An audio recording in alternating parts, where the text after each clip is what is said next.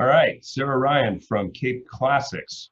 Sarah is here to tell us about Excelsior Chardonnay, which we have in many of the restaurants. Sarah, introduce us to Cape Classics and Excelsior. Um, Thanks, Brian. Thanks for having me. My name is Sarah. I work for Cape Classics. As many of you guys know or don't know, we are a South African and French wine importer, and we are the very lucky importer of Excelsior Chardonnay, which is an awesome little Chardonnay from Robertson, South Africa. What's interesting about Robertson? Where is it located?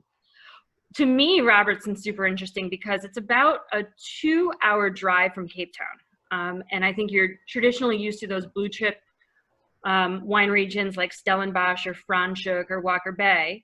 Right behind you. But Robertson, about a 2-hour drive just due east of Cape Town, is in this gorgeous valley with a beautiful river running through it.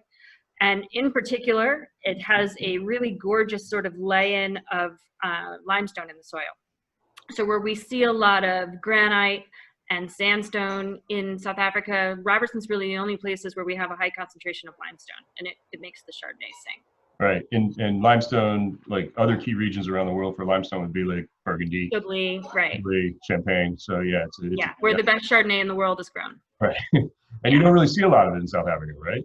No, you see a lot of it in Robertson. And stuff. Yeah, so that's cool. So not to sidetrack too much, but Robertson's sort of famous for what else? Horses? Orchards, fruit. I was going to say Orchards. Almost all. So interesting. Excelsior by design. Part of one of the reasons why you guys are able to pour it by the glass, and one of the reasons why it's one of my favorite wines in the book, is it's a family-owned farm. It's about 500 hectares of vineyards under vine, or land under vine, and it is surrounded entirely by fruit farms. Right. So peaches and apricots and grapes for eating, and apples and pears. Well, I was trying to segue into the horses because Excelsior is a famous horse, right? It is a famous horse. Trying to give you a little lead in there. Yeah, so a little history of the farm. And again, one of the reasons I was saying I think what makes it so affordable is this is a 5th generation winemaker and owner. His name is Peter DeVette. But the family's owned the farm since the mid-1800s, and it's been a wine farm since 1870. So they have the distinct advantage of owning these vineyards and owning them for now almost 200 years. Right. But during that time where it's been a grape farm, they've also bred thoroughbred horses, and some of them very successful, one of them being named Excelsior. All right, cool. So why don't you tell us a little bit about the wine, like how was it made, kind of stylistically, what does it taste like, things like that? Yeah, for sure. So most of the wine is made on those, most of the vineyards are planted on that limestone soil. There's also a little bit of the vineyard that is planted on shale. And if you taste and smell the wine, I think the shale contributes a little bit of the stone fruit, the peach and the orange blossom, where the limestone is going to give you all that really beautiful minerality. Right. Further, once you get out of the vineyard and into the wine, about 75% of the wine is fermented in stainless steel, and the other 25% fermented in French oak, with another 3 months on the lees.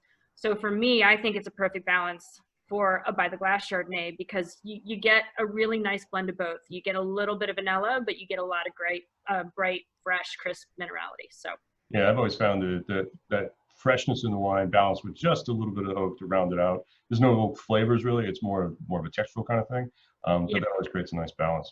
So for just a quick takeaway for staff training purposes, a couple key things maybe to pair the wine with. Yeah, for sure. Well, points. A couple of things. One, it's 96% Chard. There is just also 4% Viognier, which I also like to point out because I think it brings some really pretty aromatics and texture to the wine as well. But for me, it's that confluence of being bright and clean with great concentration, and also just a little touch of those aromatics, the little bit of apple and peach and orange blossom, where it could really kind of go with anything. Yeah. Appetizers, lighter dishes, seafood goes great with oysters, all that kind of stuff. So yeah, and for those of you as well, and I know it sometimes happens more in retail than it does obviously on the floor of a restaurant, but for those of your customers that I think care quite a bit about Wine Spectator and wine enthusiasts, this is a best value for Wine Spectator, and it did receive 91 points from Neil Barton at Venice Awesome. I think it's pretty awesome for a little wine by the glass. Yeah, we've been using the wine for quite a while, and I get no complaints. Everybody enjoys it. It's a great entry level Chardonnay for us, so we'll keep selling South Africa. Yeah. All right, thanks, Sarah. Really appreciate it. I forgot like 3 other things. We'll say them right now then. I didn't stop recording. Okay, fine. Well, I would also just like to point out really quickly, because I think sometimes it gets overlooked, that this is actually a wine, like I said, that's family owned, but which means that everything, even at this point, is all hand-picked and hand-sorted, and it's all estate-grown and estate-bottled, which, you know, I think you'd be hard-pressed to find another wine with this kind of quality, with that kind of craftsmanship. Especially the price that you guys are selling for, and we were able to bring it out to. No, I think that whole control factor from vineyard all the way through the winemaking is really important, and definitely goes to the quality that's in the bottle. So was that the only point, or were there any others? Thanks, Brian. I agree. Okay, thanks. I'm gonna stop recording now.